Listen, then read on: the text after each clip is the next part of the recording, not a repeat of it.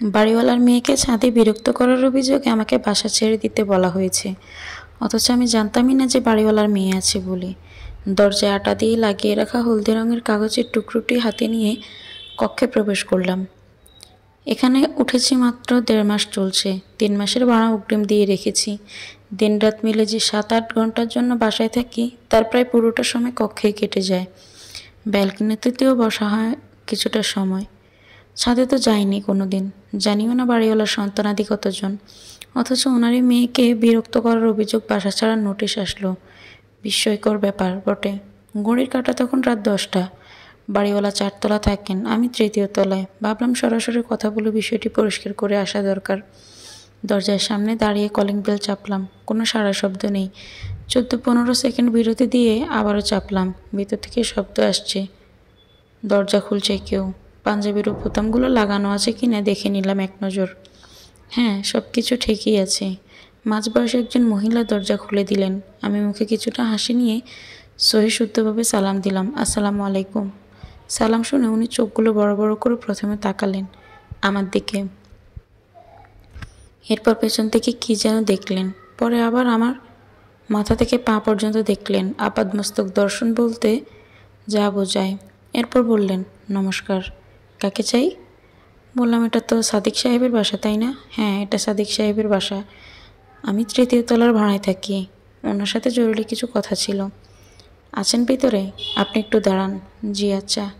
মহিলা দরজা বন্ধ করে চলে গেলেন। আমি অপেক্ষা করতে লাগলাম। ডানে বাঁয়ে অনুসন্ধানকারী পর্যবেক্ষণে আবারও নিশ্চিত হয়ে নিলাম আমি 4র্থ তলাতেই আছি, যেখানে বাড়িওয়ালা থাকেন। মিনিট 2 পর এসে দরজা খুলে ভেতরে যাওয়ার অনুমতি দিলেন তিনি। আমি প্রথমে নিজের পায়ের দিকে তাকালাম, এরপর ওনার পায়ের দিকে। উনি খালি পায়ে আছেন। জুতো নিয়েই ভেতরে প্রবেশ করতে যাব, অমনি তিনি আটকে দিলেন।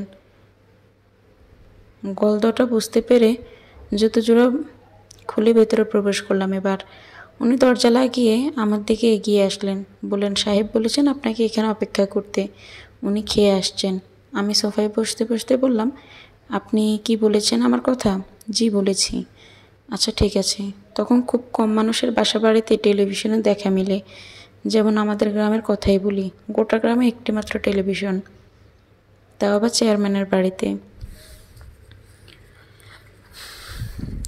সপ্তাহে শুক্রবারে যখন ছায়াছবি হয় তখন সেখানে গায়ের মানুষের সমাগম ঘটে। টেলিভিশন বারান্দায় এনে টেবিলের উপর রাখা হয়। গোটা উঠোন মানুষ ভরে যায়। দাঁড়িয়ে বসে যে যেভাবে পারে ছায়াছবি দেখে। কেউ প্রাকৃতিক প্রয়োজন মেটাতে একবার জায়গা ছেড়ে উঠে গেলে সে আর ওদিকে ছায়াছবির বাকি অংশ দেখার সুযোগ পায় না।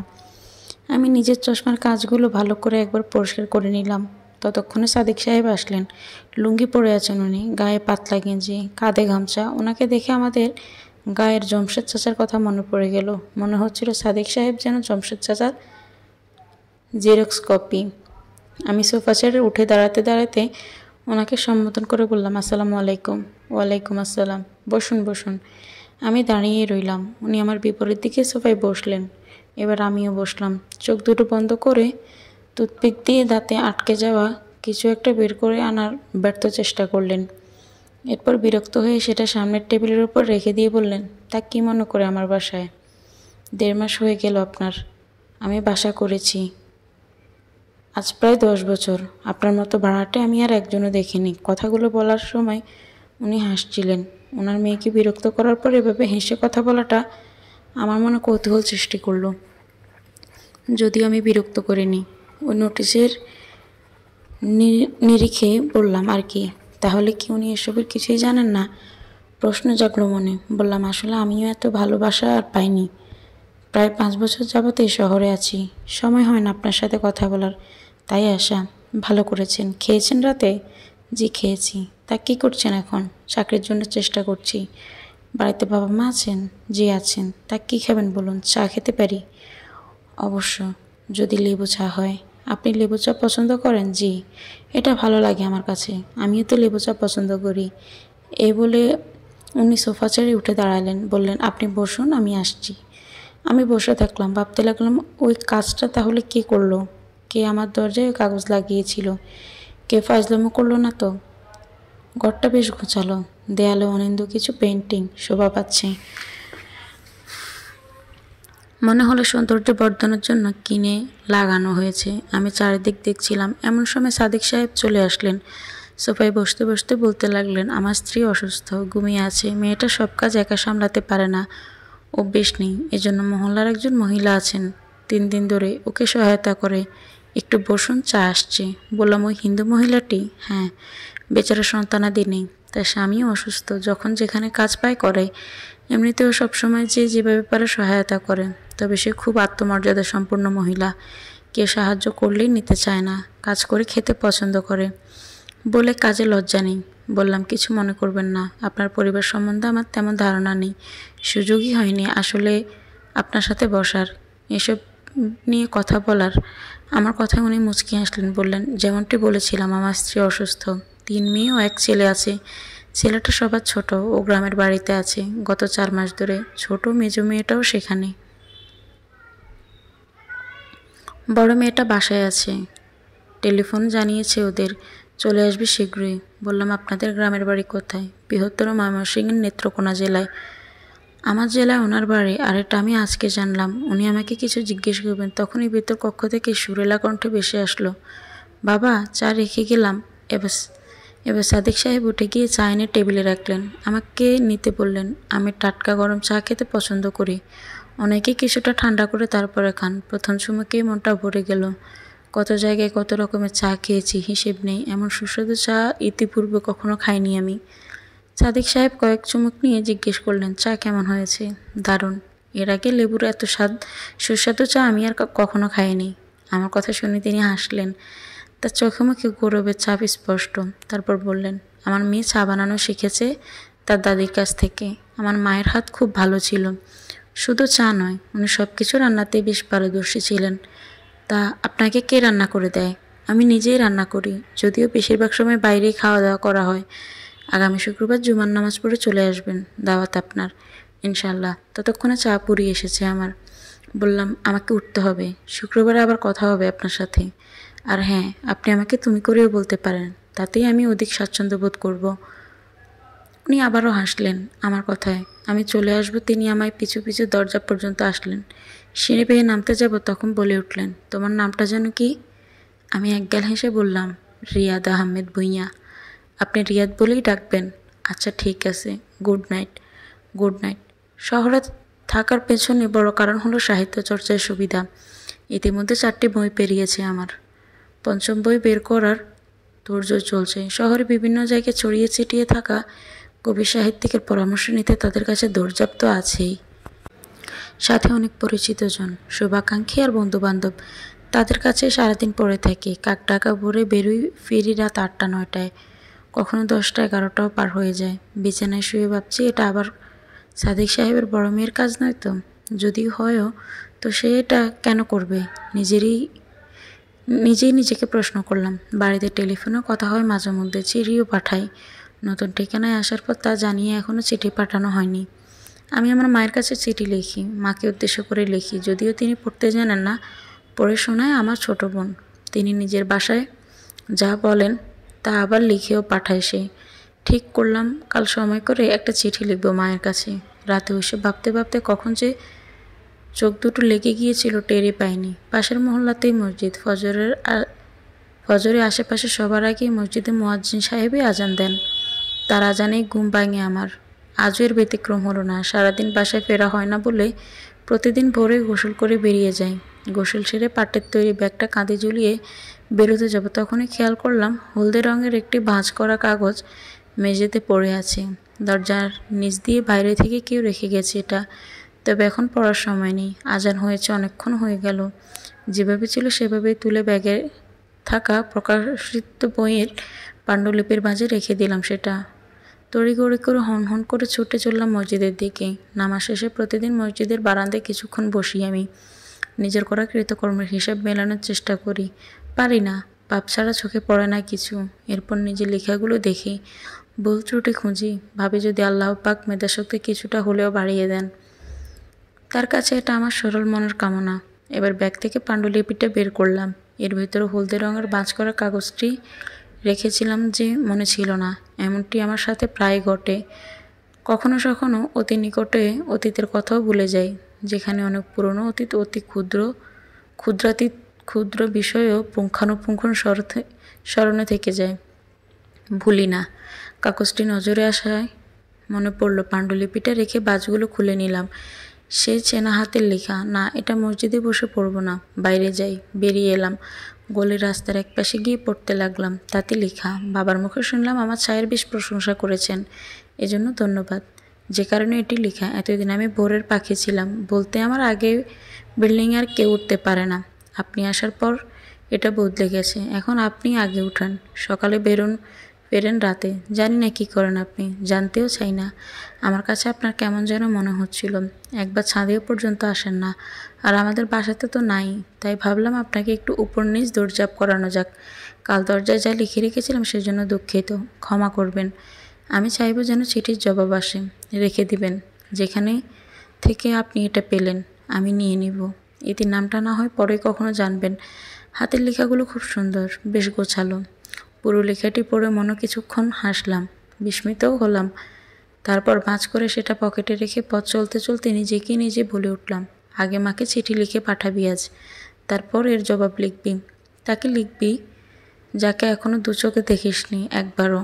আমাকে বাসা ছেড়ে দিতে বলা হয়েছে, অথচ আমি জানতামই না যে বাড়িওয়ালার মেয়ে আছে বলে। দরজায় আটা দিয়ে লাগিয়ে রাখা হলদে রঙের কাগজ টুকরোটি হাতে নিয়ে কক্ষে প্রবেশ করলাম। এবার এখানে উঠেছি 1.5 মাস মাত্র চলছে। 3 মাসের ভাড়া অগ্রিম দিয়ে রেখেছি।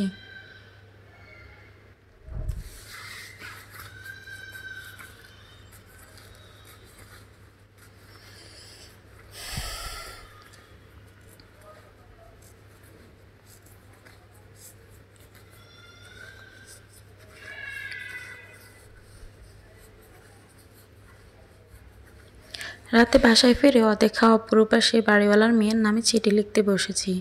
আরে আজব তো, আমি তো তার নামটাই জানি না। কি লিখবো তাহলে? তার নামের জায়গায় দিয়ে দিব কিছু একটা লিখে। একের পর এক কাগজ নষ্ট করেই চলেছি। কাটছিট করে ফেলে দেওয়া কাগজের মধ্যে উপচে পড়েছে টেবিলের নিচে রাখা জুড়িটাও। বেচারা জলবস্তু, মুখে ফুটে কথা বলতে পারে না। পারলে হয়তো আমাকে খুব করে বকে দিতে এমন অপচয়ের জন্য। চোখে ঘুম ভাব, না লিখেও উপায় নেই। ভোরে দরজার নিচে চিঠি না পেয়ে যদি খালি হাতে ফিরতে হয়, পরে আবার কোন লঙ্কাকাণ্ড বাঁধিয়ে বসবে কে জানে।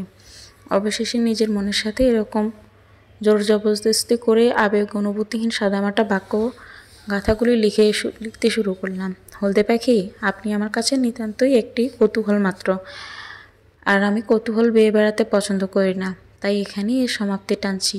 এই হোক আমার থেকে আপনার প্রতি প্রথম ও শেষ চিঠি। এটি 3য় তলার ভাড়াটে। এমন বিদঘুটে বিচ্ছিরি রকমের চিঠি পাবার পর আর কখনোই এমুখ হবে না ভেবে মনটা আনন্দে নেচে উঠল আমার। চিঠিটা বাজ করে টেবিলের চশমার নিচে রেখে দিলাম, যেন ফজরে ভুলে না যাই। চশমা ছাড়া পথ চলতে অসুবিধা হয় আমার। এটা তো লাগবেই, যখন নেব তখন চিঠি রেখে যাবার কথাও মনে পড়বে। চিঠি রেখে চলে গেলাম আমি। ফিরলাম রাত 10:30টায়। দরজা খুলতেই আবারও হলদে রঙের ভাঁজ করা সেই কাগজ। কিছুটা বিরক্ত হলাম। কি লিখেছেন তা জানতে হবে বলে হাতে তুলে নিলাম সেটা। মনে মনে নিজে বলছিলাম, রিয়াদ, বাসা টানা শেষ পর্যন্ত তো ছেড়েই দিতে হয়, কিন্তু এখন তো ছাড়া যাবে না। আবার 1.5 মাসের টাকা অগ্রিম দেওয়া, এই কটা দিন থেকেই যেতে হবে। কিন্তু থাকবে কি করে, যা শুরু হয়েছে। একা থাকি, পাগলের মতো কত কথাই বলি বিড়বিড় করে মনে মনে। শুয়ে আবার চিঠির ভাঁজ খুলতেই আমার চক্ষু চড়ক গাছ।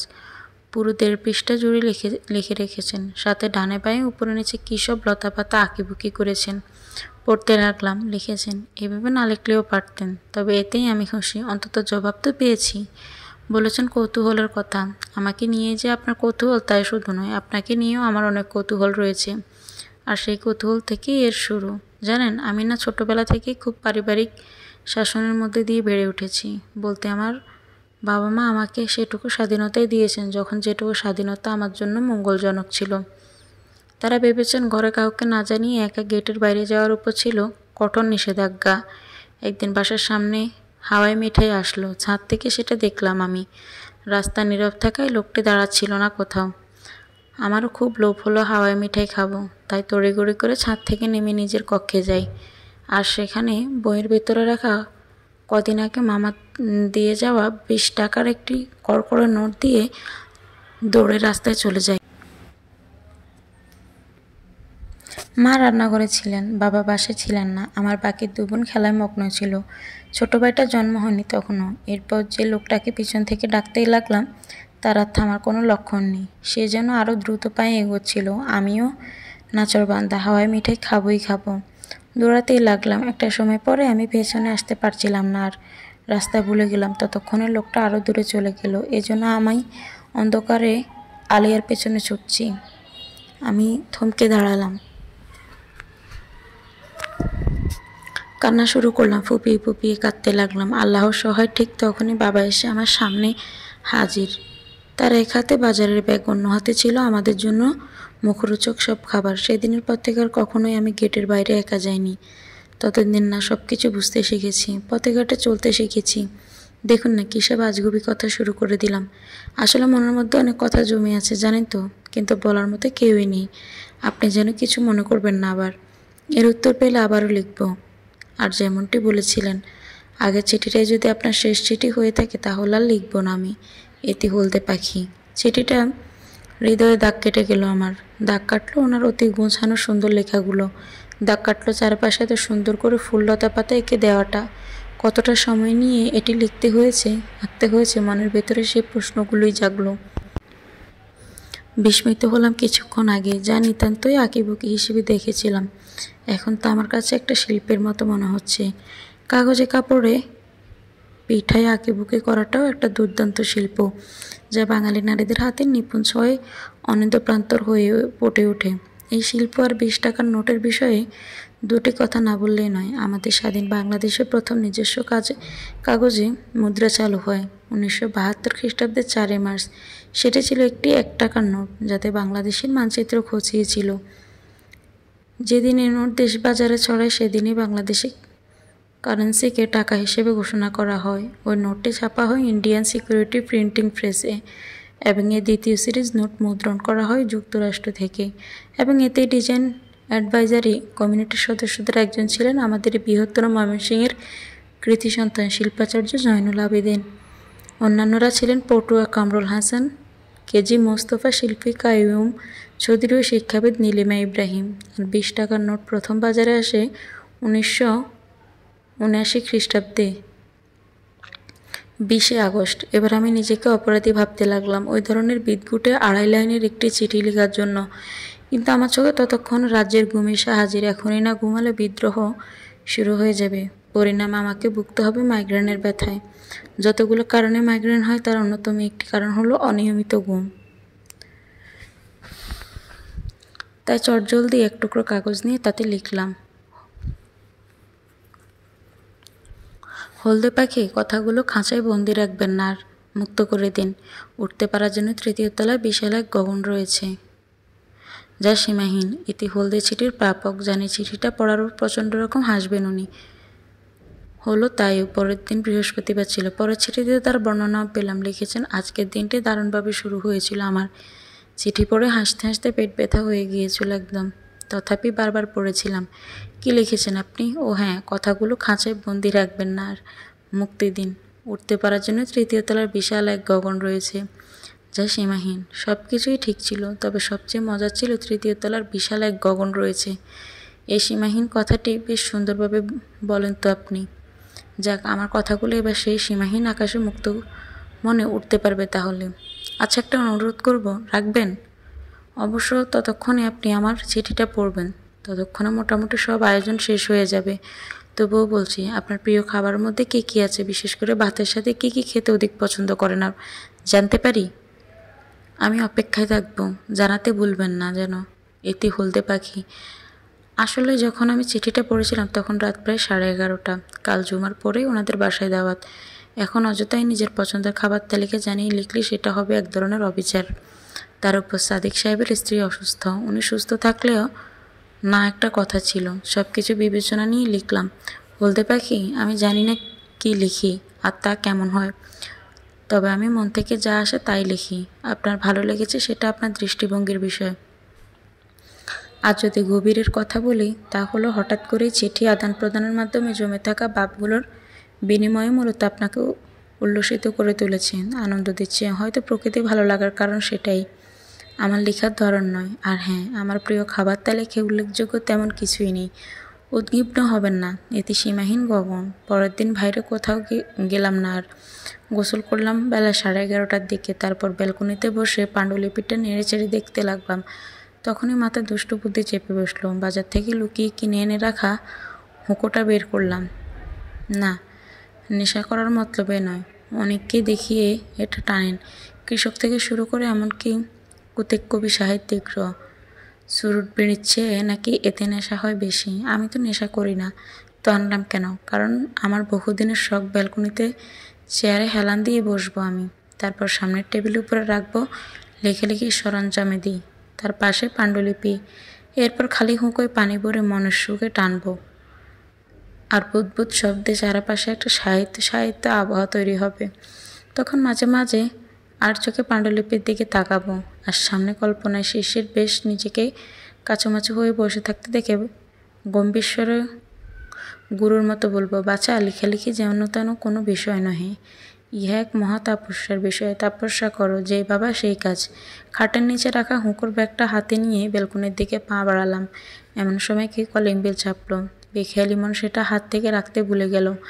তা নিয়ে দরজা খুলে দিলাম। সাদিক সাহেব, ওনার কোমরে গামছা বাঁধা, হাতে পায়ে ধুলোবালির ছাপ। এবার নিজের হাতটা পেছন দিকে নিয়ে ওনাকে সালাম দিলাম। জবাবে দিলেন উনি। তারপর বললেন, নামাজে যাবে না? জি যাব। হাতে এটা কি? তেমন কিছু না, ময়লা। ও আচ্ছা, দাও আমি ফেলে দিই। না থাক, আমিই ফেলে দিতে পারবো। আরে দাও তো। আমি সবেমাত্র ঘরের সব ময়লা পরিষ্কার করলাম। মেয়েটা একা সব করলে হাঁপিয়ে যেত। ওই মহিলাও আজ আসেনি। দাও, বাইরে ডাস্টবিনে ফেলে দিবেন। আর কিছু না বলে দিয়ে দিলাম ওনার কাছে। তিনি অদূরে সিঁড়িতে থাকা ময়লা ভর্তি পাটের বস্তা সেটা ছুঁড়ে ফেলে দিলেন। আমি যেন হাঁফ ছেড়ে বাঁচলাম। উফ, চলে গেলেন উনি। হুঁকা নিয়ে একটি কথা না বললেই নয়। বাংলা ও দক্ষিণ এশিয়ার বিভিন্ন ভাষায় হুঁকা শব্দটি প্রচলিত আছে। এটি একটি ধূমপানের যন্ত্র বিশেষ। মোগল যুগে এদেশে ব্যবসারত ইংরেজ ও অন্যান্যরা একে হাবল বাবল বলেও সম্বোধন করত।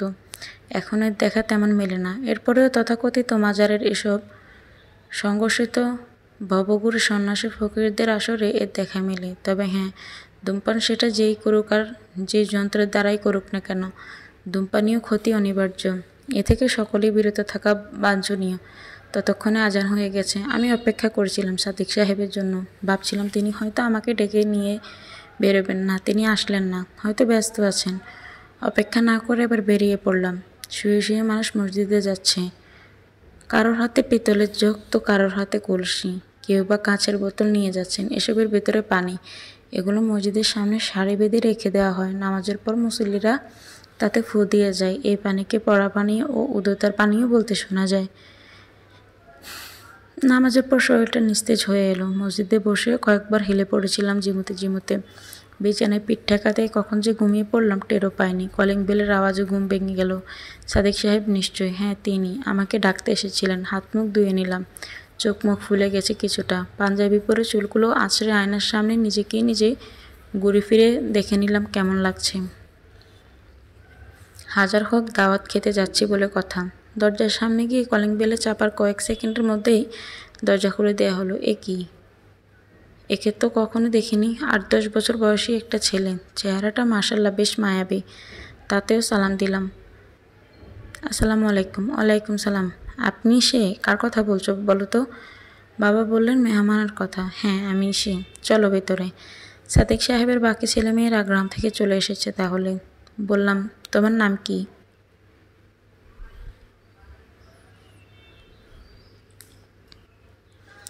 তায়েফ আহমেদ। বাহ, বেশ সুন্দর নাম তো। কে রেখেছে তোমার নাম? আমার বড় আপু। ও আচ্ছা। এমন সময় কেউ ভিতর থেকে ওকে ডাকলো। চলে গেল ও। আমি সোফায় বসে রইলাম। খেয়াল করলাম পেন্টিংগুলোর অবস্থান বদলে দেওয়া হয়েছে। আরও নানান জিনিস নড়চড় করা হয়েছে। সাজানো হয়েছে নতুন মাত্রায়। পরিপাটি সব কিছু গোছানো ও পরিষ্কার।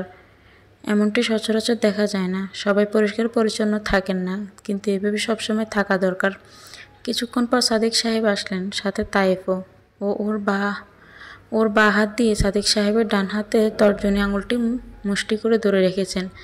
সাদিক সাহেব ওকে নিয়ে এসে সোফায় বসতে বসতে বললেন, ওরা গতকাল রওনা হয়েছিল। নামাজের আগে আগেই এসেছে। পথে ছিল এক দূর সম্পর্কের আত্মীয়ের বাড়িতে। বললাম, কেউ নিয়ে আসেনি? হ্যাঁ, আমার ছোট ভাই এসেছে, একটা কাজে গেছে ও, রাতে আসলে পরিচয় করিয়ে দিবেন। কেমন যেন মনে হচ্ছিল কেউ আড়াল থেকে দেখছে আমায়।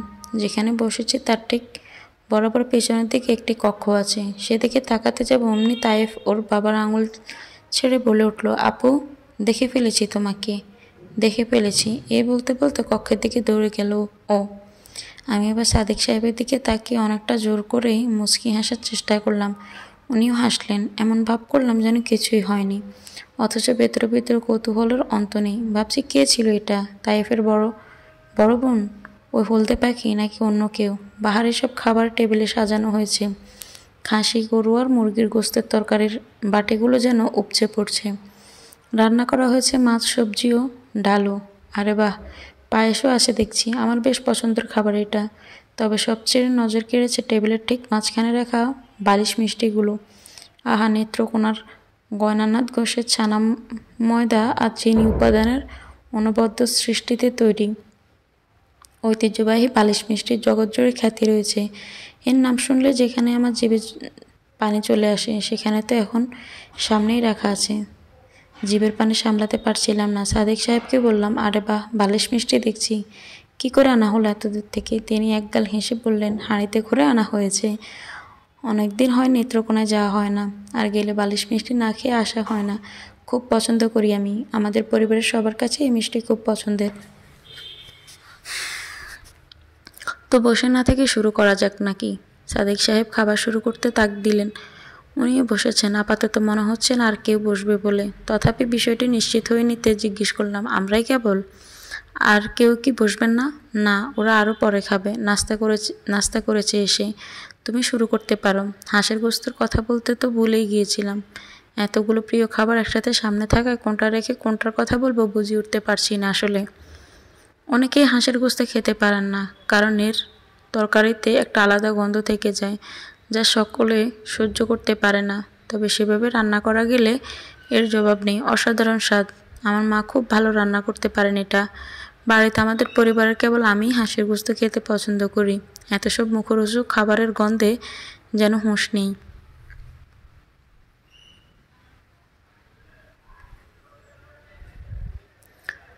অবস্থা এমন, খাবারের শুরুতে পড়ার যে দোয়া মসজিদ ইমাম সাহেব থেকে শিখিয়েছিলেন সেটা পড়তেও ভুলে গেছি।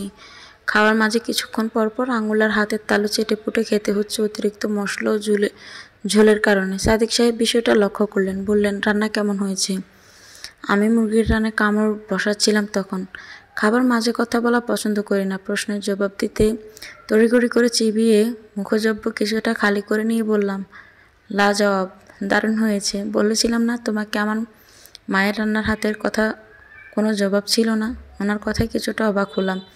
বললাম, আপনার মায়ের হাতের রান্না বলতে? মা আজ আমাদের মাঝে নেই, কিন্তু আমার বড় মেয়ে তো আছে। সে সব কিছু শিখেছে তার দাদির কাছ থেকে। বলতে পারো আমার বড় মেয়ের হাতের রান্নাই আমার মায়ের হাতের রান্না। বুঝেছ? আমি মুচকি হাসলাম। তারপর খাবারে মনোযোগ দিলাম।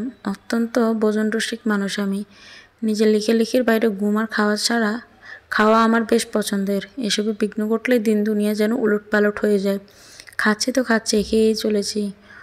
অমনি মনে পড়ল, ইমাম সাহেব তো বিকল্প আরও একটি দোয়া বলেছিলেন। খেতে বসে দোয়া বিসমিল্লাহ ওয়ালা বারাকাতুল্লাহ পড়তে ভুলে গেলে খাবার মাঝে তখনই স্মরণ করতে হবে।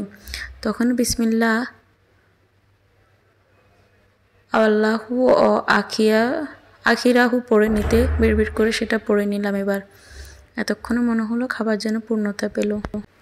ততক্ষণে পেট ভরে গেছে। সবশেষ বালিশ মিষ্টি খেয়ে ভোজের সমাপ্তি টানলাম। খাওয়ার মাঝে সাদিক সাহেব আমাকে পর্যবেক্ষণ করেছেন সেটা বুঝতে পারছি। উনি একবারের বেশি ভাত নেননি। তরকারিও দেখছি আমি জানিয়েছি তাই খালি আছে। ওনার আঙুলগুলো মশলায় ঝুলের ছাপ নেই বললেই চলে। ডাইনিংয়ে পিঠ পেতন নীরবতা তখন।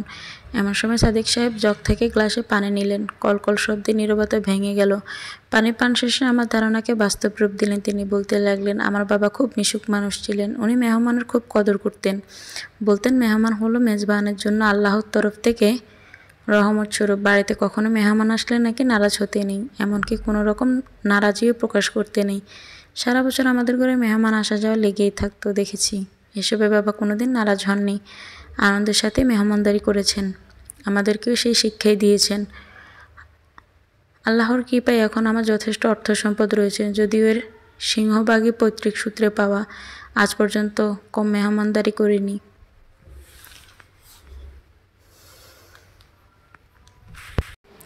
তবে তোমার মতো কাউকে তো যত্ন সহকারে খাবার খেতে দেখিনি আমি। এটা সত্যিই আমাকে বিস্মিত করেছে। সাদিক সাহেব স্পষ্টবাদী মানুষ। আমি কি ভাববো না ভাববো তা তিনি আমলে না নিয়ে অকপটে কথাগুলো বলে দিয়েছেন। তবে ভালো লেগেছে আমার। বললাম, আমাকে আমার মা শিখিয়েছেন এভাবে খেতে। তিনি সবসময় আমাকে বলেন, যেখানেই যাবে খাবার খেতে বসে লজ্জা পাবি না, খাবার নষ্ট করবি না, অপচয় করবি না, আল্লাহর দেওয়া রিজিককে সম্মান দিবি, তবেই বরকত হবে। তিনি আমার কথাগুলো শুনে হাসলেন, বললেন, হ্যাঁ তোমার মা ঠিকই বলেছেন। এমন সময় ভেতরের কক্ষ থেকে চিৎকার চেঁচামেচি ভেসে আসলো। আমি প্রথমে আঁতকে উঠলাম। পরক্ষণেই তায়েফের কণ্ঠে, আমার ছক্কা উঠেছে শুনে বুঝতে বাকি রইল না যে ওরা লুডো খেলতে বসেছে। আমিও খেলতাম ছোটবেলায়। খেলার প্রতিপক্ষে ধোঁকা দিয়ে কাঁচাগুটি পাকা বানিয়ে ফেলতাম নিমিষেই। টেরও পেত না কেউ। আর পেলে ঝগড়া লেগে সব গুটি এলোমেলো করে দিতাম। চুরিতে পারদর্শী হওয়া খুব কম মানুষই আমাকে হারাতে পারত।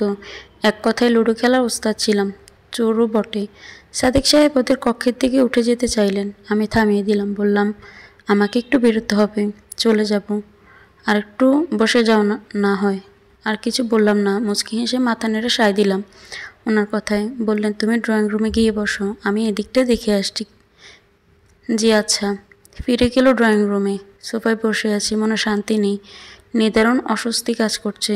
এজন্য এক মধুর বেদনা। হলদে পাখিকে খুঁজছিল দুটো চোখ, কিন্তু তাকে দেখব কিভাবে, পাবো কোথায়? সে তো দেখা দিচ্ছে না নিজে থেকে। এখনও তার নামটিও পর্যন্ত বলেনি। মেঝের দিকে তাকিয়ে ভাবছি এসব। এমন সময় কেউ একজন তড়িঘড়ি করে ড্রয়িং রুমের দিকে মুখ করে থাকা ড্রয়িং রুমের জানালাটি আটকে দিল। সেই শব্দে ভাবনার জগৎ থেকে বেরিয়ে এলাম। তাকালাম সেদিকে। কাপড়ের অংশবিশেষ ঝুলে আছে জানালার নিচের দিকে। তাড়াহুড়ো করতে গিয়ে আটকে গেছে মনে হলো। উঠে দাঁড়ালাম আমি। হ্যাঁ, ঠিকই ভেবেছি, কেউ জানালাটা ফাঁক করতে চাইছে। পরিহিতার টানে কাপড়টা নড়ছে, কিন্তু নিতে পারছে না। কিছু একটা গেঁথে গেছে হয়তো। যে হোক, সে খুব সতর্ক আমাকে নিয়ে। জানি এখানে বসে আছি, তাই কিঞ্চিত পরিমাণ ফাঁক রেখে কাপড়টা ছাড়িয়ে নিতে চেষ্টা করছে। আমিও ঠায় দাঁড়িয়ে রইলাম।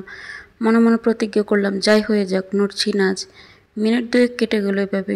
এখন খুব জোরালোভাবে টানছে, ছিঁড়েই ফেলবে যেন। এগিয়ে গেলাম আমি। কাঠের উপরিভাগে সুতোর মতো লোহার অংশবিশেষ সুতো পেঁচিয়ে আটকে গেছে, জানি না ওপাশে কে। নিচু স্বরে বললাম, টানবেন না, ছিঁড়ে যাবে। দাঁড়ান, ছাড়িয়ে দিচ্ছি। টান থেমে গেল, কিন্তু কোনো কথা বলল না। কাপড়টি ছাড়িয়ে দিলাম। কাছ থেকে দেখে মনে হয়েছে ওড়না ছিল এটা, লাল রঙের ওড়না। সোফায় বসে অপেক্ষায় করছিলাম সাদিক সাহেবের জন্য। তিনি আসলেন। যেহেতু মেহমান হিসেবেই আছি, তাই আর ওনার আশাতেই উঠে দাঁড়ালাম না এবার। উনি বসলেন। তারপর এক টুকরো সুপারি মুখে নিয়ে চিবোতে চিবোতে বললেন, তা তোমার বাবা কি করেন বললে না তো? উনি ব্যবসা করেন। পরিবারে আর কে কে আছে? মা আর একটা ছোট বোন। ছোট পরিবার? জি। বিয়ে শাদির বিষয়ে ভেবেছ? না, এসব নিয়ে এখনো ভাবিনি। কি বলো? আমি তো তোমার মতো বয়সে 1 মিনিট বাবা হয়ে গিয়েছিলাম। এবার উনি একটু উচ্চস্বরেই হাসলেন। লজ্জা পেলাম খুব। বিয়ে শাদী নিয়ে এভাবে কেউ কথা বললে চোখে চোখ রাখতে পারি না। নিচের দিকে তাকিয়ে রইলাম। বুঝতে পেরেছে আমি লজ্জাবোধ করছি। বললেন, যাক, তোমার সময় নষ্ট করব না আর। যখনই সময় পাবে চলে এসো, ভালো লাগবে আমার। আমি সোফা ছেড়ে উঠে দাঁড়াতে দাঁড়াতে বললাম, জি আচ্ছা, এখন আসি তাহলে। এসো। কক্ষে গিয়ে পাঞ্জাবিটা বদলে নিলাম। বেরিয়ে গেলাম আবার। ফিরলাম সেই রাতে 11টার দিকে। দরজা খুলে বাল্ব জ্বালাতে মেঝেতে চোখে পড়ল ভাঁজ করা একটি হলদে রঙের কাগজ। এটা অনেকটা ভেতরের দিকে রেখে গেছে। হয়তো কাঠি বা অন্য কিছু দ্বারা সাহায্যে ঠেলে রাখা হয়েছে। হাতে নিলাম কাগজটা, টেবিলের উপর রেখে দিলাম। আগে হাত মুখ ধুয়ে নিতে হবে। বাড়া নেই কোনো। বালিশে পিঠ ঠেকিয়ে বসলাম এবার। চশমাটা পরে নিলাম। আবছা দেখাচ্ছে ও ধুলো লেগে আছে। ডান হাতের বৃদ্ধাঙ্গুলিতে পরনের গেঞ্জি অংশ বিশেষ দিয়ে আলতোভাবে ঘষে নিলাম কাজগুলো। তারপর বসিয়ে দিলাম নাকের উপর। হ্যাঁ, এখন স্পষ্ট দেখছি সব। কাগজটি নিয়ে ভাঁজগুলো খুললাম এবার। লেখাগুলো দেখে মনে হলো তাড়াহুড়ো করে লিখেছে। পড়তে লাগলাম। এত রাত পর্যন্ত বাইরে থাকতে হয়? আরও আগে ফিরলেই তো পারেন। আর দেরি করে ফিরবেন না এভাবে। জানেন আজ খুব ভালো লাগছে আমার। কেন ভালো লাগছে জানেন? ভালো লাগছে কারণ আজ আপনাকে নিজের হাতে রান্না করে খাওয়াতে পেরেছি। সত্যি কত ভালো লাগছে লিখে প্রকাশ করতে পারবো না। আর হ্যাঁ, আপনাকে ধন্যবাদ। আপনি তখন এগিয়ে না এলে ওড়নাটা হয়তো ছিঁড়েই যেত। এটা খুব পছন্দের একটা ওড়না আমার। বাবা কিনে দিয়েছিলেন। শুনুন, আপনাকে ছাদে যাওয়ার দাওয়াত দিচ্ছি। যাবেন কিন্তু একবার সময় করে। ঘুরে ঘুরে দেখবেন সব কিছু। আর তারপর তারপর আমাকে বড় করে একটা চিঠি লিখবেন। এখন ঘুমান। দেখবেন আবার চশমা পরেই ঘুমিয়ে যান না যেন। শুভরাত্রি। এটি হলদে পাখি। উনি আমার সব কিছুই পর্যবেক্ষণ করছেন এবং সেটাও খুব নিখুঁতভাবে। বিষয়টি বিস্ময়ের সৃষ্টি করছিল মনে। চিঠিটা ভাঁজ করে বালিশের নিচে রেখে দিয়ে উঠে বসলাম। টেবিলটা খাটের সাথে লাগোয়া হয়ে বিছানা বসেই চিঠি লিখতে শুরু করলাম। লিখলাম, হলদে পাখি, আপনার রান্নার হাত বেশ ভালো। শেষবার বাড়িতে মায়ের হাতের রান্না এভাবে পেট ভরে খেয়েছিলাম। বলতে লজ্জার কিছু নেই। আপনার রান্না এতই ভালো হয়েছিল যে সত্যিই আমি অনেক বেশি খেয়ে ফেলেছিলাম। রাতে খেতে পারিনি আর পেট ভরে আছে।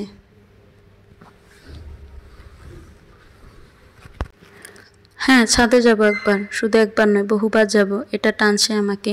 সেখানে কারোর পদার্চন রয়েছে খুব, যে কারণে আমাকে টানছে। যাব আমি, কিছু মনে করবেন না। আপনার নামটা জানতে খুব ইচ্ছে করছিল, কাউকে জিজ্ঞেস করতেও পারছি না। জানাবেন যদি ইচ্ছে হয়। উত্তরের অপেক্ষায় থাকবো। ইতি সীমাহীন গগন রাতে বৃষ্টি হলো খুব। ফজরেরও থেমে থেমে বৃষ্টি হচ্ছিল। রাতে দমকা বাতাস। আজ আজান শুনতে পাইনি, তবে ঘুম ভেঙে গেছে ঠিকই। আমার ছাতা নেই, কিনিনি। এতদিন প্রয়োজন হয়নি। মসজিদে আর যাওয়া হলো না। ঘরেই নামাজ পড়ে সাহিত্য চর্চা শুরু করে দিলাম। অবাগা কারণ এত বড় হয়েছে অথচ দেখে দেখে কোরআন পড়তে জানি না। যে কয়টা সূরা কালাম শিখেছি সব মুখস্থ। এ কারণে মায়ের বকুনি শুনেছি অনেক, এখনও শুনি। ছোটবেলায় আমাকে বক্তব্যে পাঠানো আর আমি পালিয়ে আসতাম হুজুরের মারের ভয়ে। তবে এখানে মসজিদের ইমাম সাহেবের কাছে শেখার ইদারা করেছি। শেখা হয়ে গেল ফজরের পর রোজ সূরা ইয়াসিন পড়ব, যেমনটি আমার মা পড়েন। বিল্ডিংটি পূর্বমুখ। সকালে সূর্য উঠলেই ব্যালকনিতে এসে রোদ পড়ে। তবে গত 1.5 মাসে খুব কম দিনই সে সময়ে আমি বাসায় থেকেছি। আজ বৃষ্টি হয়ে প্রায় 8টার দিকে রোদ উঠল। বেলকনিতে গেলাম আমি। বাসার সামনের দিকটায় অনেক পানি জমে আছে। মনে হচ্ছে যেন ছোটোখাটো একটি পুকুর। এমন সময় সাদেক সাহেব সেখানে পৌঁছলেন। কোমরে গামছা বাঁধা, হাতে বালতি। আমাকে দেখে বললেন, পানি সেচতে হবে, নয়তো ভিজে ভিজে সবাইকে জায়গাটা পার হতে হবে। আমি এমনি সৌজন্যতার খাতিরে বললাম, আমি কি আসবো আপনাকে সাহায্য করতে? উনি মুখের উপর বলে দিলেন, তাহলে তো ভালোই হয়, চলে এসো। লুঙ্গি পরে নেমে গেলাম নিচে। হাঁটু পরিমাণ পানি জমেছে। এরই মধ্যে তিনি আরেকটি বালতি নিয়ে এলেন। পানি সেচতে লাগলাম আমরা। হঠাৎ কানে ভেসে আসলো তায়েফের কণ্ঠে, বাবা আমিও আসবো কি? ছাদের দিক থেকে আসলো আওয়াজটা। আমি তাকালাম সেদিকে। তায়েফের মুখ চেপে ধরে আছে একজন। ওর কণ্ঠরোধ করতে চাইছে। চোখে চোখ পড়ে গেল দুজনের। দেখে দ্বিধায় পড়ে গেলাম। এ আমি কি দেখছি, মানুষ নাকি পরী? মেয়েটি অপলক তাকিয়ে রইল, আর আমিও। মনে হচ্ছিল আসমানের নিচে জমিনের উপরে তামাম সৌন্দর্য যেন তার সামনে। হঠাৎ কোথায় যেন হারিয়ে ফেলেছিলাম নিজেকে। ঠিক সেই মুহূর্তে আরও কেউ একজন তায়েফকে পেছনের দিকে টেনে নিয়ে গেল, আর সে দাঁড়িয়েই রইল। তখনও সাদিক সাহেব তাকে উদ্দেশ্য করে বললেন, বাদল দিনে ছাদে কী করছো? তোহফা, নেমে এসো, তায়েফকেও নিয়ে এসো। আমি দৃষ্টি নামিয়ে নিলাম। সাদিক সাহেব বললেন, ও তোহফা, আমার মেজ মেয়ে, মেট্রিক পরীক্ষা দিবে সামনে। বললাম, আর আপনার বড় মেয়ে? অনিচ্ছা সত্ত্বেও কী করে যেন বড় মেয়ের কথা জিজ্ঞেস করে ফেললাম। কিন্তু জিজ্ঞেস করার পর উনি যেভাবে আমার দিকে বাঁকা চোখে তাকালেন, তাতে মনে হলো আমি যেন ওনার ঘরের সিন্ধুকের চাবি চেয়ে বসেছি। জবাব দিলেন না কোনো। পানি সেঁচতে লাগলেন। আমিও শুরু করলাম সেচ। তবে এতে মন ভরছিল না। বালতিতে একবার পানি উঠছিল তো আরেকবার উঠছিল না। আবার খারাপও লাগছিল খুব। বিষয়টি আজ করতে পেরে সাদিক সাহেব বললেন, তুমি চলে যাও এখন। রাতে চা নাস্তার দাওয়াত রইল, এসো। ছাদে বসে আলাপ করবো নে। কথাগুলো কিছুটা ভারী গলায় বললেন। রহস্যের আভাস পেলাম বেদনাও, হয়তো রাগও ছিল কিছুটা আড়ালে। কিন্তু এই মুহূর্তে এখান থেকে চলে যাওয়াটাই আমার জন্য যথার্থ মনে হলো। চলে আসলাম। গোসল সেরে ভাবলাম কয়টা ছিঁড়া ভাজা খাওয়া যাক। মা দিয়েছিলেন কাঁচের বয়ামে করে। কয়টা কাঁচামরিচ আর পেঁয়াজ কুচি করে কেটে একটি বাটিতে নিলাম, সাথে একটু আদা। তারপর নানার বাড়ি থেকে আনা খাটিখানির হালকা সরিষার তেল ঢেলে চেনারগুলোর সাথে ভালোভাবে মাখিয়ে নিলাম।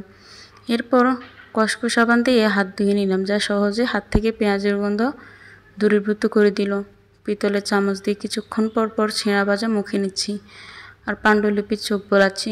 ঝালটাও বেশ উপভোগ করছি।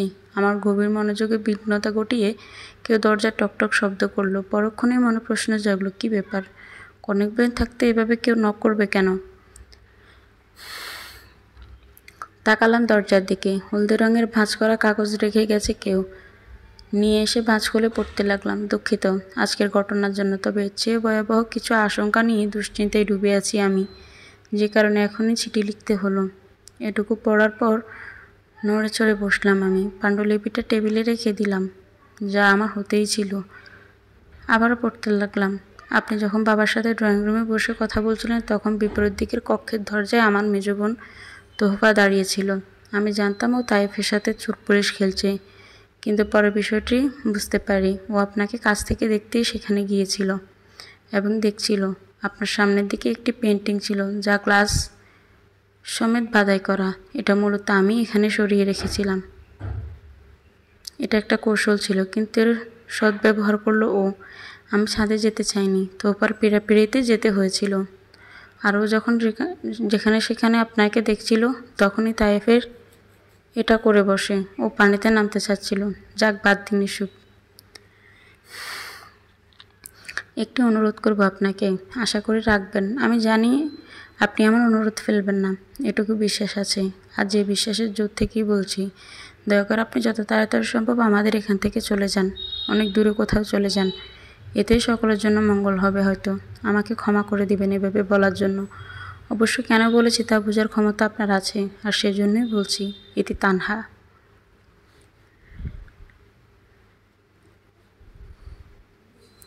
আমার চোখ থেকে টপ টপ করে পানি পড়তে লাগলো, অথচ আমি সেভাবে কাঁদিনি। আমি তো মানুষকে হাউমাউ করে কাঁদতে দেখেছি বহুবার।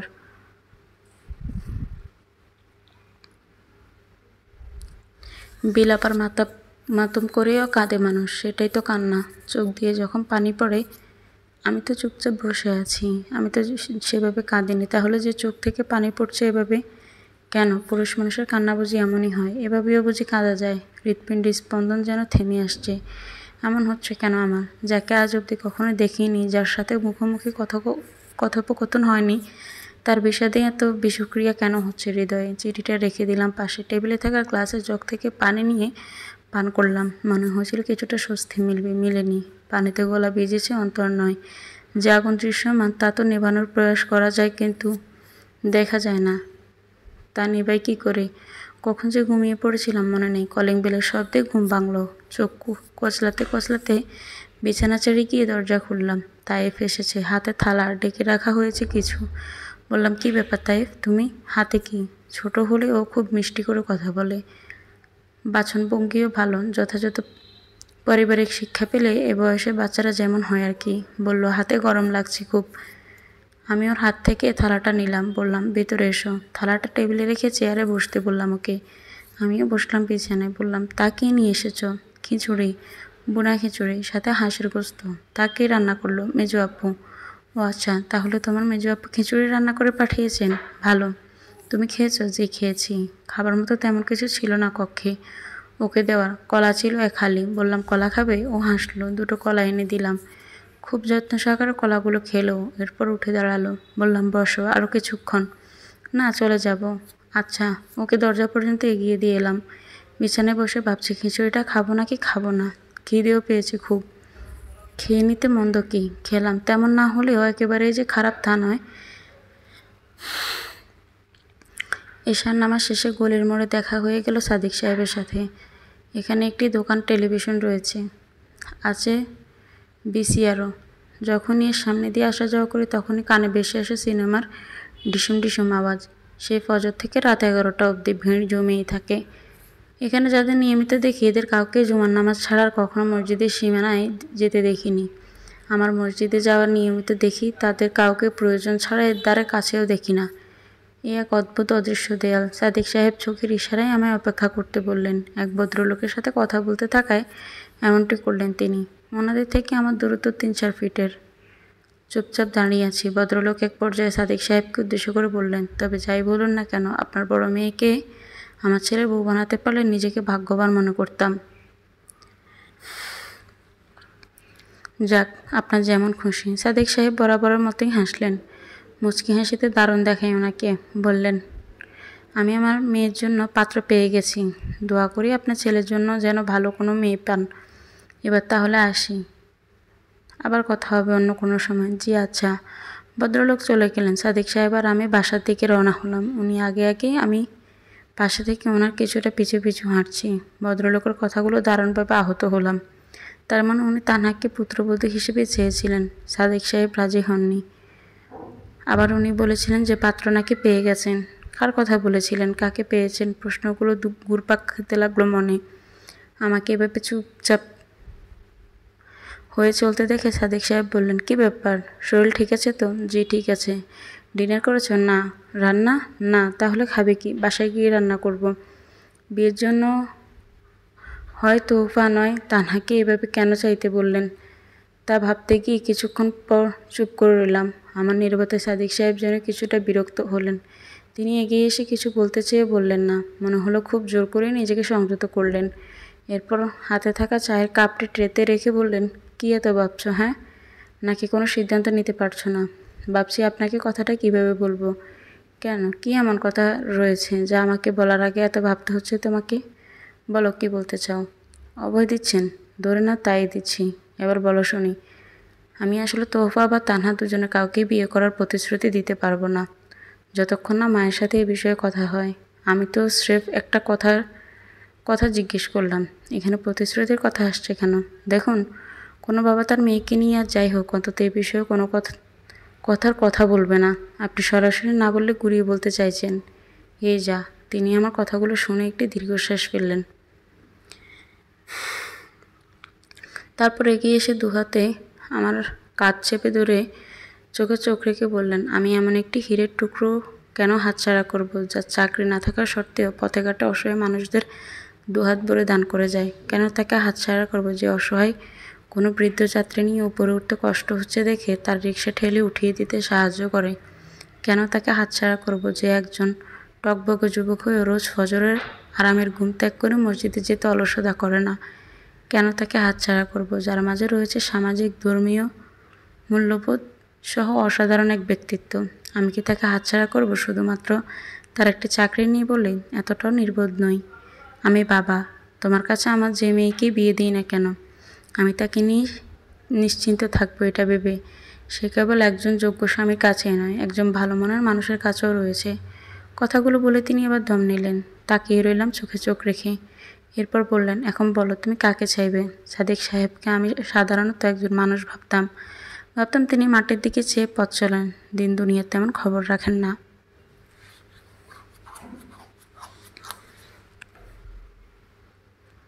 কিন্তু আমি ভুল ছিলাম। পথে ঘাটে সচরাচর কী করি না করি তাও যে মানুষটার নজর এড়ালো না, সেটাই আমাকে বিস্মিত করেছে। কাঁধ থেকে নামিয়ে ওনার হাত দুটো ধরে বললাম, মাফ করবেন, অন্তত একদিন সময় দিন আমাকে, তারপর না হয় জানাবো।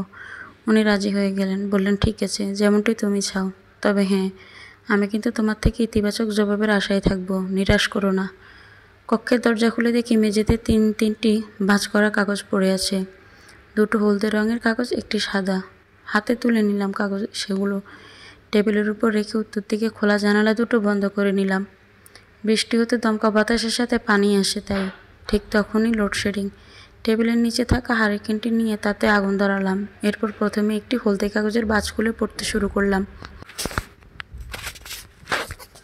লিখেছে, আমাদের মধ্যে ভুল বোঝাবুঝি হয়েছে। আমি ধরে নিয়েছিলাম যে তোহফা আপনাকে পছন্দ করে ফেলেছে আর তাই এসব করছে, কিন্তু না, ও নিজে থেকে এসে আমাকে বলছে, জাপু, 3 তলার বানাটি ছেলেটাকে তোমার সাথে বেশ মানাবে। দেখতে যেমন সুন্দর তেমন চাল চলনও। আমি তো একবার দেখেই সব ধরে ফেলেছি। এরপর যথাসম্ভব কাছ থেকে দেখার চেষ্টা করেছি। কথা বলার ভঙ্গি কেমন বা অন্যরকম সমস্যা আছে কিনা, যেমন ধরো হাঁটা চলা ঠিক আছে কিনা, কানে কম শুনি কিনা, এসব আর কি। না, সে ধরনের কোনো সমস্যা চোখে পড়েনি, তবে চশমা পরে এটা মানিয়ে নেওয়া যাবে। তুমি বললে বাকি সব আমি ঠিক করে দিই, কি বলো? এসব ছাড়াও আরও অনেক কথাই বলেছে ও। এখানে চুম্বক অংশ লিখলাম শুধু। আচ্ছা সত্যি করে বলুন তো, আপনার মনেও কি তাই চলছে যা আমার মনে চলছে? জানাবেন কিন্তু, আমি অপেক্ষায় থাকবো। ঘুম থেকে উঠেই প্রথমে সেটা জানতে হাজির হব আপনার দরজায়। এতে তানহা। এরপর সাদা কাগজের ভাঁজগুলো পড়তে শুরু করলাম। লিখেছেন, আপনি আসলে খুব ভাগ্যবান যে আমার আপুর মতো মেয়ে আপনাকে পছন্দ করেছে আর বিয়ে করতে চায়। তার কোনো তুলনা নেই, এমনকি সেটা কোনো দিক থেকেই না। আমাকে ছাদে দেখতে পেয়ে আপনি যখন অপলক তাকিয়েছিলেন তখন বুঝতে পারছিলাম আমার বাহ্যিক সৌন্দর্য মোহ আপনাকে আকৃষ্ট করেছে। এরপর আপনি চোখ নামিয়ে নিয়েছিলেন, কিন্তু আমার আপুর সৌন্দর্যের কাছে আমি স্থানও। সে নিজেই তার তুলনা, তার সাথে আমার কোনো তুলনা চলে না। আমি আপনার কাছে তার হাতের রান্নার প্রশংসা করেছিলাম, বলেছিলাম তার রান্নার হাতকে আমি হিংসে করি। আসলে শুধু তাই নয়, তার সৌন্দর্য আর ব্যক্তিত্বকেও আমি হিংসে করি। আত্মীয় স্বজনদের যে কারোর বাসায় বাড়িতে আমাদের যাওয়া হলে সকলের মধ্যমণি হয়ে থাকে আমার আপু। সবার মুখে মুখে কেবল তারই গুণগান। হিংসে কি আর এমনি এমনি হয় বলুন? তথাপি বোন হওয়ার সুবাদে এসব আমাদের মাঝে কোনো অশান্তি সৃষ্টি করতে পারে না, কেননা তাকে আমি যতটা না হিংসে করি তার চেয়ে 1000 গুণ বেশি ভালোবাসি, কারণ সে আমার বোন। আপনাদের দুজনকে মানাবে বেশ। এত সব কথা সামনাসামনি বলার সুযোগ বা সময় কোনোটাই হবে না, তাই চিঠি লিখে জানালাম। আপনার কোনো আপত্তি না থাকলে আমি মায়ের সাথে কথা বলবো, প্রয়োজনে বাবার সাথেও। উত্তরের অপেক্ষায় থাকবো। আর হ্যাঁ, ছাদে যে কবুতরের ঘরটি আছে তার পেছনের দিকে সুতোয় বেঁধে চিঠিটা রেখে আসবেন, আমি সেখান থেকে নিয়ে নিব। ইতি তোহফা। এসব পড়ে আমি যেন পাথর হয়ে যাচ্ছিলাম। এক গ্লাস পানি পান করে এবার অবশিষ্ট হলদে কাগজের ভাঁজগুলো পড়তে লাগলাম।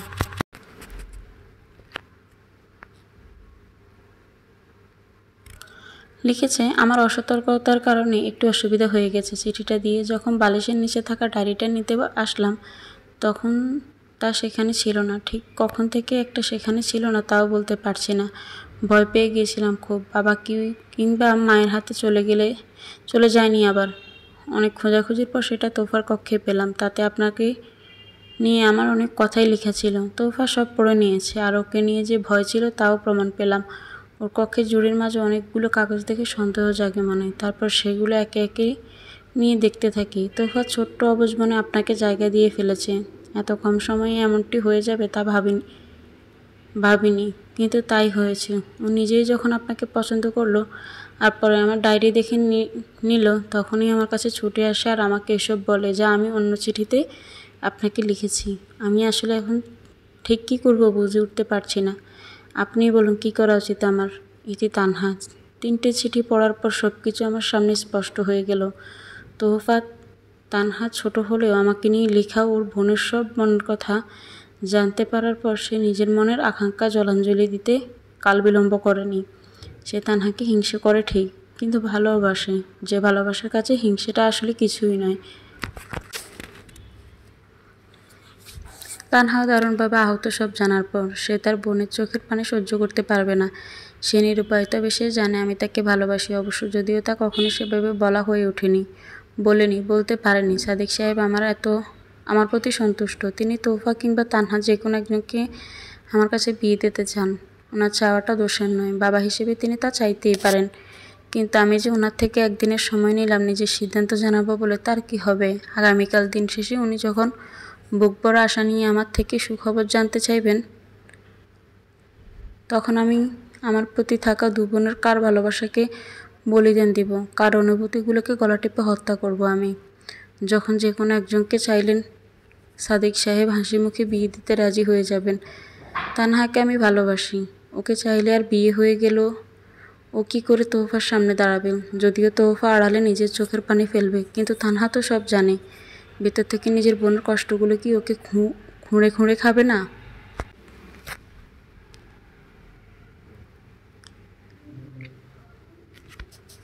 আর তোহফাই বা কী করে চাইব, সে তো প্রশ্নই আসে না। কেরোসিন পুড়িয়ে হারিকেন থেকে ঘন কালো ধোঁয়া বেরোচ্ছে, এদিকে খেয়াল ছিল না এতক্ষণ। ভাবনায় হারিয়ে গিয়েছিলাম। হারিকেনে আবার কেরোসিন ভরে নিজের কাপড় চোপড়গুলো গুছিয়ে নিতে লাগলাম। ঘড়ির কাঁটা ততক্ষণে রাত 1:15 অতিক্রম করছে। তেমন কিছু নেই আমার। সব কিছু বই আর কাপড় চোপড় নিয়ে ফার্নিচার কিছু আগে থেকেই ছিল। আর কিছু সাদেক সাহেবের প্রয়োজন অনুসারে দিয়েছিলেন ব্যবহারের জন্য। সব কিছু গোছগাছ করে ঘর পরিষ্কার করতে প্রায় 2:30 বেজে গেছে। এবার নিজের ডায়েরির কটা পাতা ছিঁড়ে চিঠি লিখতে বসলাম। তোফা, তুমি ছোট মানুষ, তুমি করেই বললাম, আবার কিছু মনে করো না যেন। দুনিয়ায় ভালো মন্দ বোঝার ক্ষমতা এখনও তোমার হয়ে ওঠেনি। এ বয়সে হুট করে কখনো কিছু ভালো লেগে যাওয়াটা অস্বাভাবিক কিছু নয়।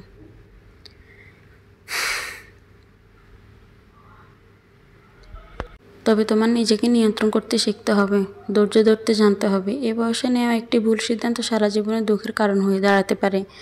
নিজের বাবা মায়ের কথা মেনে চলো, তাদের অবাধ্য হইও না। তোমার আপুকে এভাবেই সারা জীবন ভালোবেসো, এটা যেন কখনো শেষ না হয়। আমার জন্য দোয়া করো, ভুল কিছু করে থাকলে ক্ষমা করে দিও। ইতি রিয়াদ। এরপর সাদিক সাহেবকে লিখলাম, চাচা আমাকে ক্ষমা করবেন। যখন আপনি এই চিঠি পড়ছেন তখন আমি ঢাকা ছেড়ে চলে গেছি। আমি যাচ্ছি আমার মায়ের কাছে। আপনাদের থেকে পাওয়া ভালোবাসার কথা ভুলবো না কোনো দিন। দোয়া করবেন আমার জন্য। আপনাকে কষ্ট দিতে চাইনি, আর আপনার সামনে দাঁড়ানোর মুখও আমার নেই।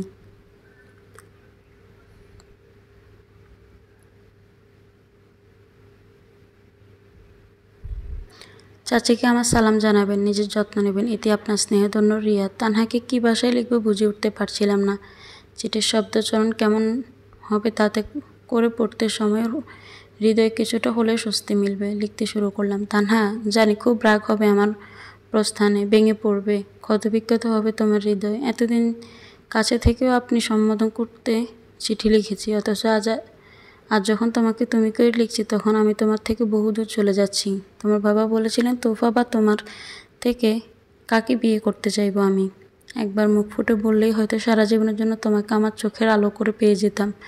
তুমি আমার ঘরে সেভাবে উঠতে, যেভাবে বাগিচায় প্রজাপতিরা উড়ে বিচরণ করতে আমার মনে, নিজের সকল ক্লান্তি আর ক্লেশ দূরীভূত করতে আমার আলিঙ্গনে। সারা জীবন আমরা একে অপরের সুখ দুঃখের সঙ্গী হয়ে থাকতাম।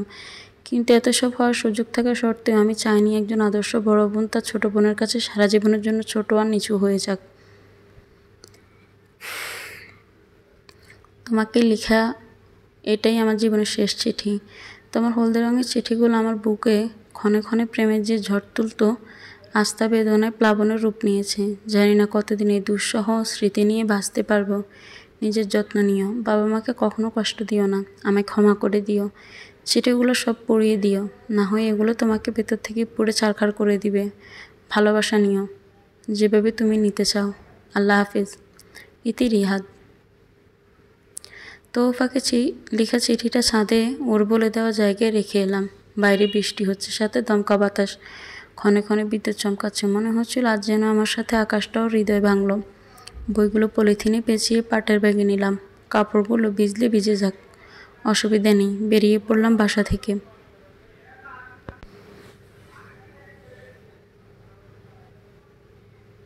ততক্ষণে বাসার সামনের দিকটায় টাকনো পর্যন্ত পানি জমে গেছে। ভোর অবধি হয়তো হাঁটু পানি হয়ে যাবে। তখন আমি আর আসবো না সাদিক সাহেবকে পানি সেচে সাহায্য করতে। গেট পেরিয়ে গেল সরু পথটা ধরে বড় রাস্তার দিকে এগোতে লাগলাম। ততক্ষণে সারা শরীর বেজে গেছে আমার। চিৎকার করে কাঁদতে ইচ্ছে করছিল, পারছিলাম না। সে শক্তি এখন নেই আমার। কাঁদতেও শক্তির প্রয়োজন। মাথার উপর আকাশটাই যেন বারবার আমার হয়ে বুক ফাটিয়ে চিৎকার করে উঠছিল। হয়তো তার ক্রোধেই হচ্ছিল আমার প্রতি। হলেই বা কি, আকাশটা তো আর জানে না তার বিশালতার চেয়েও বেশি বেদনার দুঃখ বয়ে নিশীতে নিভৃতে কেঁদে ফিরছি আমি, একা, সঙ্গীহীন।